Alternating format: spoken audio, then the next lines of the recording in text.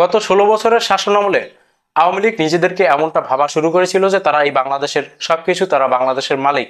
এই বাংলাদেশের খাস জমিকে আওয়ামী লীগের নেতারা তাদের পৈতৃক সম্পত্তি হিসেবে বিবেচিত করতে শুরু করেছিল। আওয়ামী লীগের সাবেক এমপি, মাফিয়াদের গডফাদার নিজাম হাজারী, যেই নিজাম হাজারী তার নিজ এলাকা ফেনীর ছাগলনাইয়ে ঐতিহ্যবাহী কৈয়ারাদিঘি জালমহলকে জামানত রেখে তারপরে ব্যাংক থেকে ঋণ নিয়েছিলেন।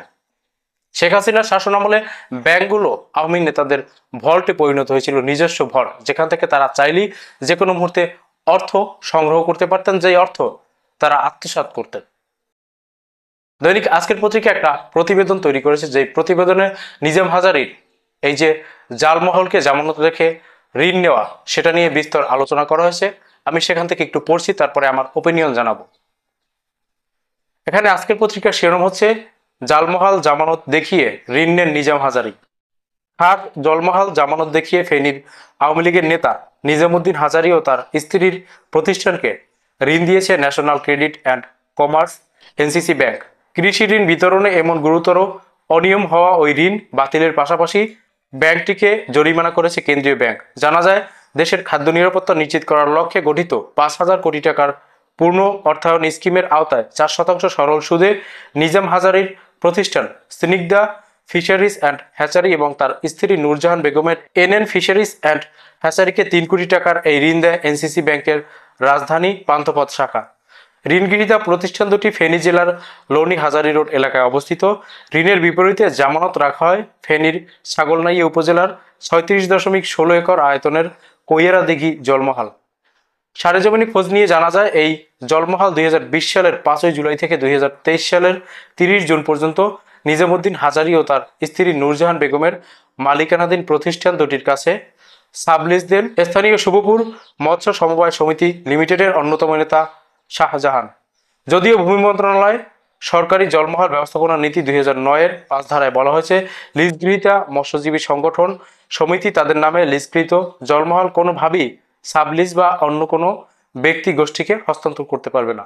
পরিষ্কারভাবে বলা রয়েছে যে কোনো রকম সাবলিজ দেওয়া বা অন্য কোনো গোষ্ঠীর কাছে হস্তান্তর করতে পারবে না। যদি কেউ সাবলিজ দেয় তবে ওই লিজ বাতিল হয়ে সরকারের অনুকূলে চলে যাবে। তার মানে নিজাম হাজারী এই যে লিজকে আবার সাবলিজ দিয়েছেন বা জামানত দেখিয়েছেন, সেজন্য তার নিজের যে লিজ, সেই লিজ বাতিল হয়ে যাওয়ার কথা, সেটা কিন্তু হয়নি। কেন হয়নি? ওই যে আওয়ামী লীগের সময় আওয়ামী লীগ নেতারা রাষ্ট্রের সম্পদকে পৈতৃক সম্পত্তি ভাবত। তাহলে সেই পৈতৃক সম্পত্তি তিনি যদি জামানত রাখেন, তাতে কার কি আসে যায়? অথচ সাবলিজের এই জলমহল জামানত রেখেই ঋণ দিয়েছে এনসিপি ব্যাংক। দেখুন ব্যাংকের কার্যক্রম দেখুন, একটা লিজ নেওয়া জমি জামানত রেখেছে, সেই জামানত তারা গ্রহণ করেছে, সেই জামানত গ্রহণ করে তারা ব্যাংক ঋণ দিয়েছে।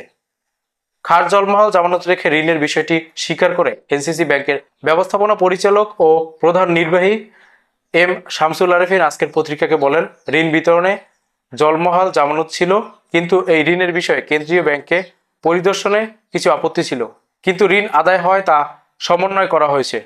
তাহলে কেন্দ্রীয় ব্যাংক ঋণ বাতিল করার কথা নয়, সব দোষ কেন্দ্রীয় ব্যাংকে দিচ্ছেন যে এই যে জামানত দিয়ে তারা ঋণ নিয়েছিল, সেই ঋণ আদায় হয়েছে, আর কেন্দ্রীয় ব্যাংকের পর্যবেক্ষণে কিছু ত্রুটি ছিল বিধায় এমনটা হয়েছে।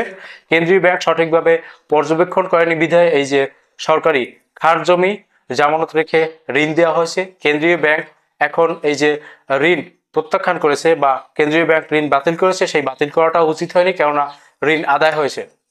এত বড় গুরুতর একটা অপরাধ, খাস জমিকে জামানত নিয়ে ঋণ দেওয়া, সেটাকে তারা অস্বীকার করছেন এবং এজন্য তাদের কোনো অনুশোচনা নেই। ঋণ নীতিমালা ভেঙে অপরাধের দণ্ড ও জরিমানা কেটে নেওয়ার বিষয়ে তিনি অস্বীকার করেন। এটা অস্বীকার করারই কথা। বাংলাদেশে কেউ ভুল করে স্বীকার করেছেন এটা খুব কমই।